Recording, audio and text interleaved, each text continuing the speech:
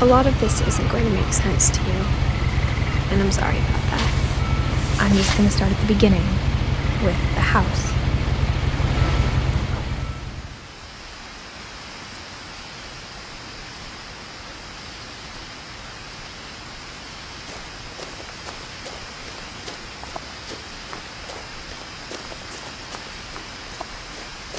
I lived here until I was 11, but I wasn't allowed inside half the rooms.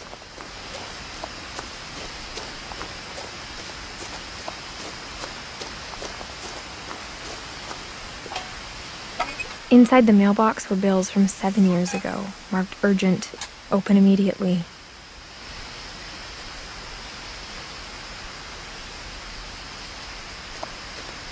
I hadn't been back since my brother Lewis's funeral.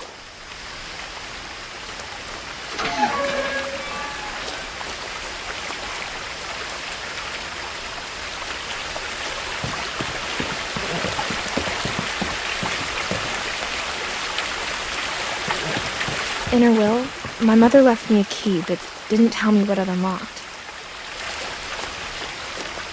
Maybe she thought I'd know, or she thought that the mystery would be enough to bring me back.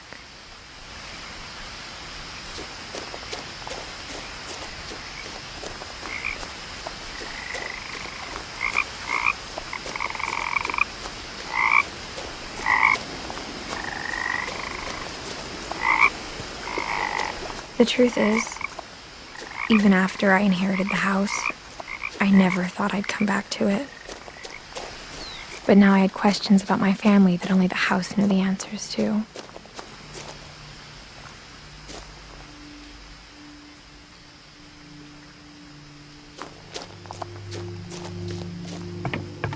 The woods around the house have always been uncomfortably silent, as if they're about to say something but never do.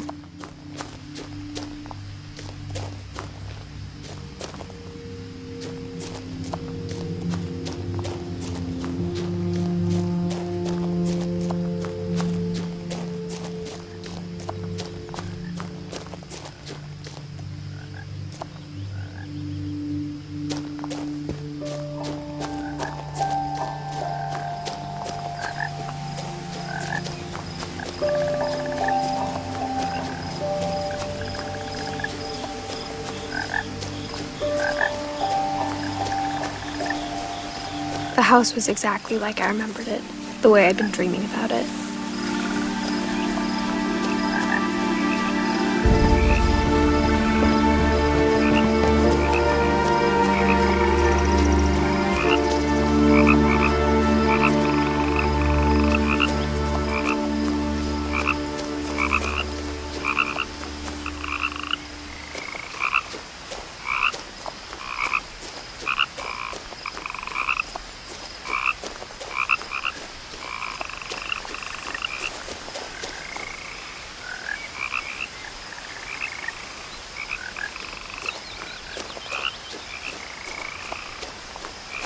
As a child, the house made me uncomfortable in a way I couldn't put into words.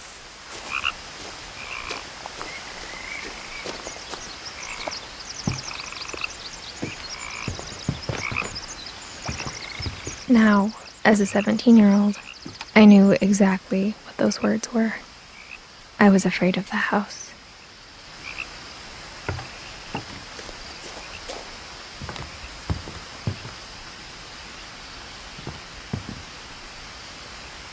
I hoped the key might unlock the front door.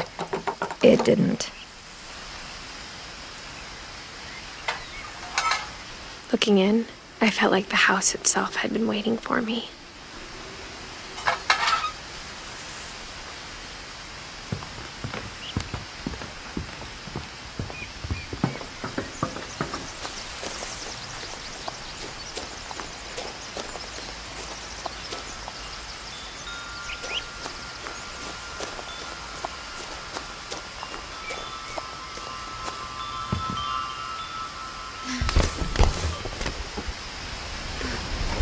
Crawling through the doggy door used to be a lot easier when I was 11.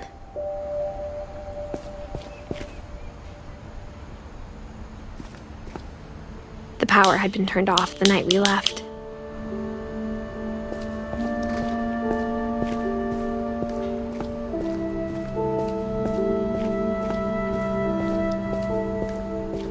For the first time in years,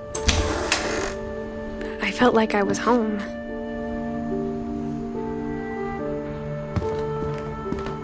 But instead of a family, there were just memories of one.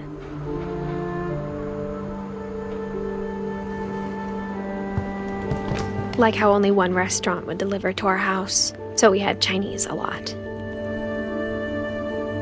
Or how after Louis started working at the cannery, we all got sick of eating salmon. Except our cat, Molly.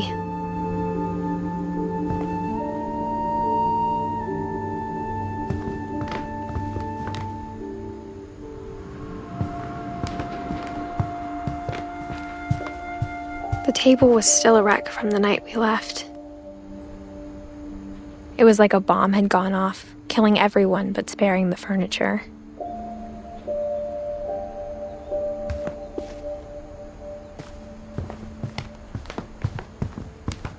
My mom was the only one of us who could imagine Great-Grandma Edie living in a nursing home.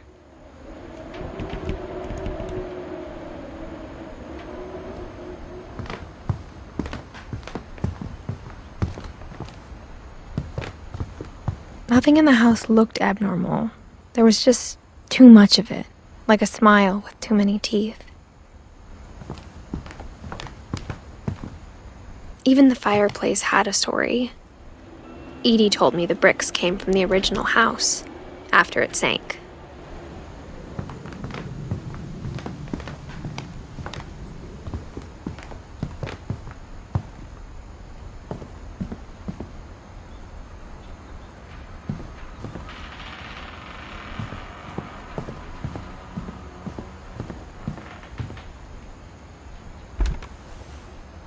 Edie told me once that every Finch who ever lived is buried somewhere in the library.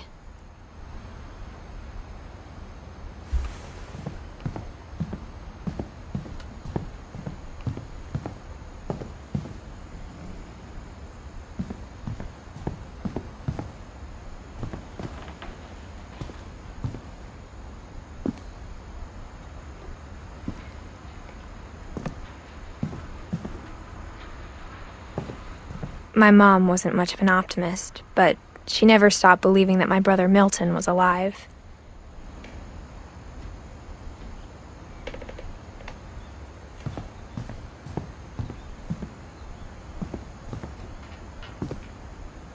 After Milton disappeared, Mom sealed up all the bedrooms. Then Edie retaliated and drilled peepholes.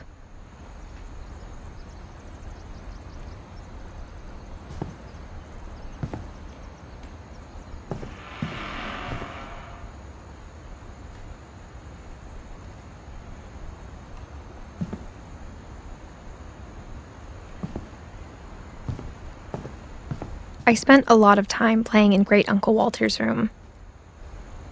I think my mom sometimes regretted not sealing it up.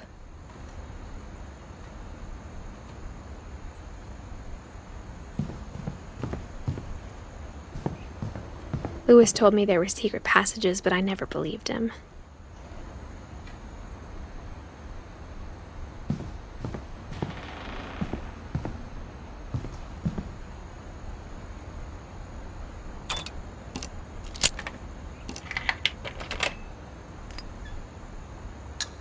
Turns out, my mom was really good at keeping secrets. Now it was time to find out what my mom had been afraid of.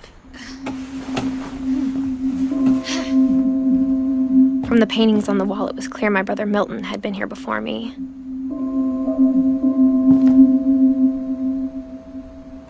Reading this, maybe it sounds like I had a plan. But I had no idea what was behind that door.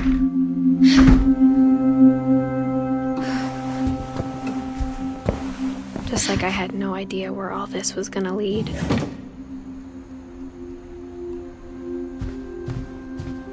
I grew up looking at Molly's room through the peephole.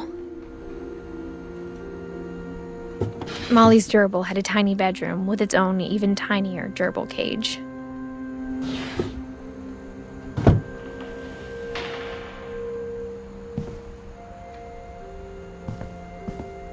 Being inside for the first time, I felt like I'd stepped behind a painting.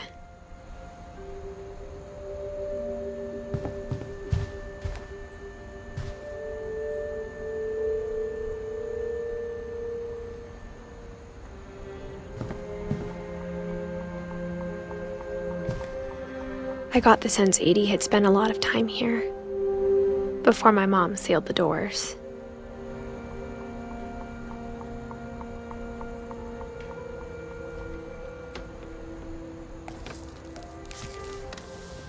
December 13th, 1947. Dear Diary, I'll be gone soon, but I wanted to tell somebody about what's gonna happen. It started when Mom sent me to bed without dinner. I woke up and I was starving, so I looked around for something to eat.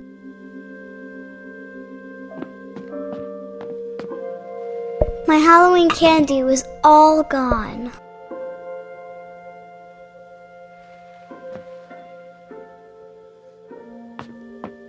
The gerbil food was dry, but I didn't mind it.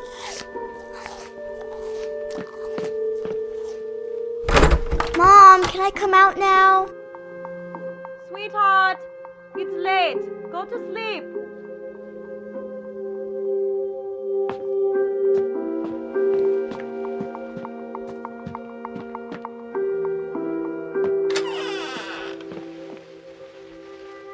I kept eating and eating.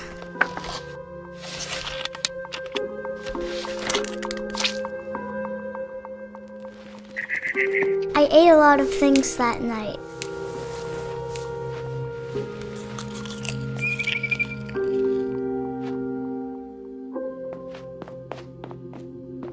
Then I heard chirping outside my window.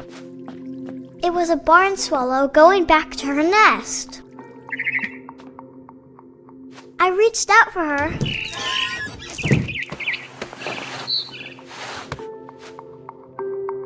And suddenly, I was a cat.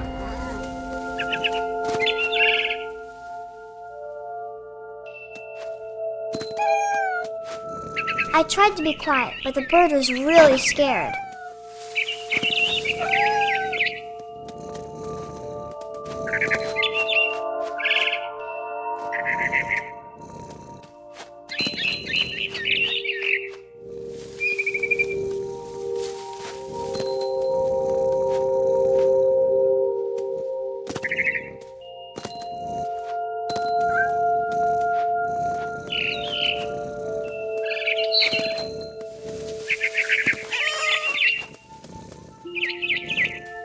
I jumped and I almost got her.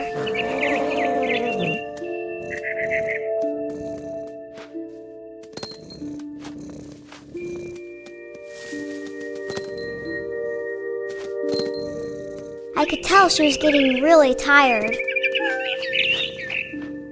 Now I was up in the big tree. I promised Dad I wouldn't climb it anymore. All I cared about was eating that mama bird. I gobbled her up. And suddenly, I was an owl. First, all I heard was the wind. Then I heard little teeth nibbling in the grass.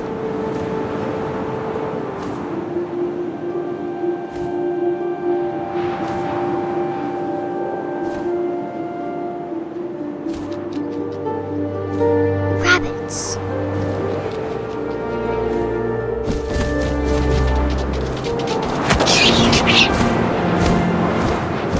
I imagined his face looking up and seeing mine through my talons. I swallowed him up, and I didn't chew one bit. Then I flew off to find something bigger.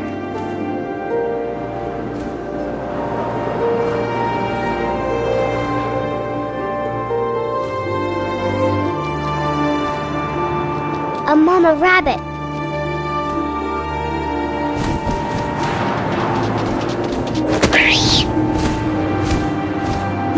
She was almost too big to carry.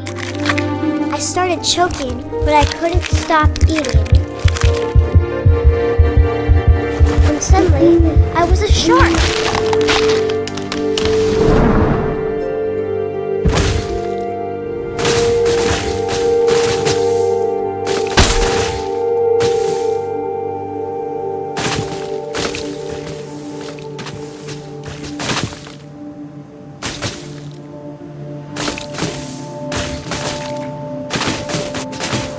I I rolled off a cliff and into the ocean. Now, I was hungrier than ever.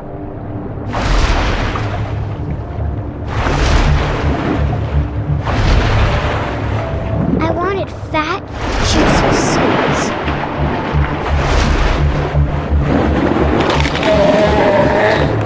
I tore off her flipper, and it tasted really good.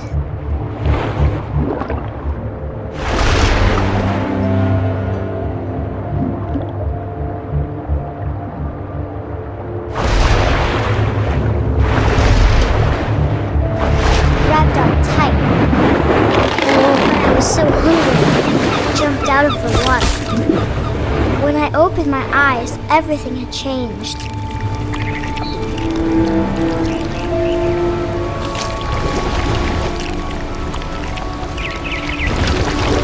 Now I was a monster, and I smelled people everywhere.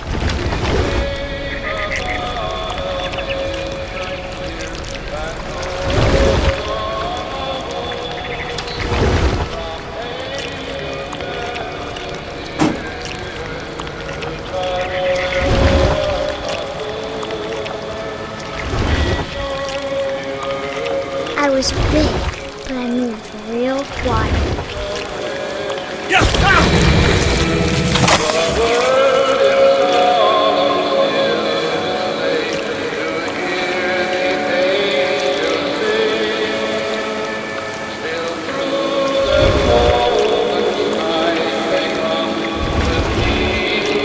I wanted to stop, but also I didn't.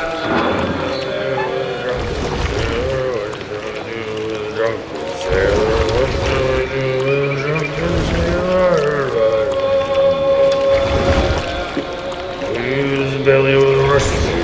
His belly with a rust. His belly with a rust.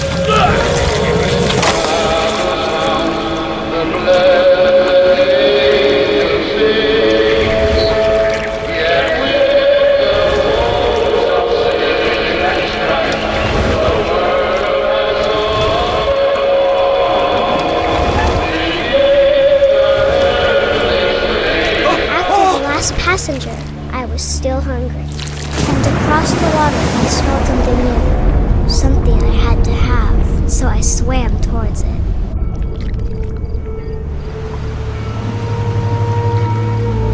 I slithered onto the sand, and the good smell went into an old pipe.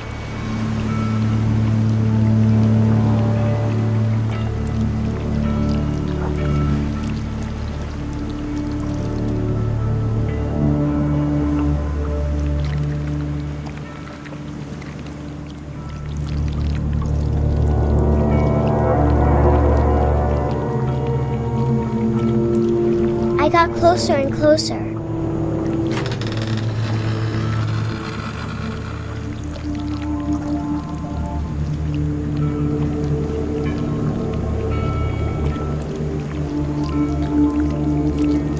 All my stomach started growling.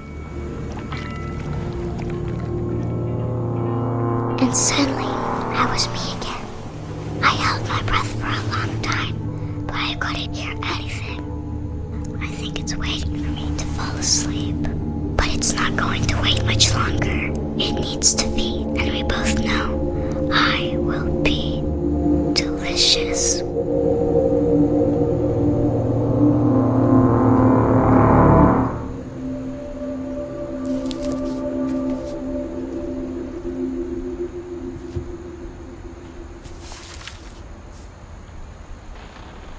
I'm not sure if I believed all of that, but I'm sure Edie would have.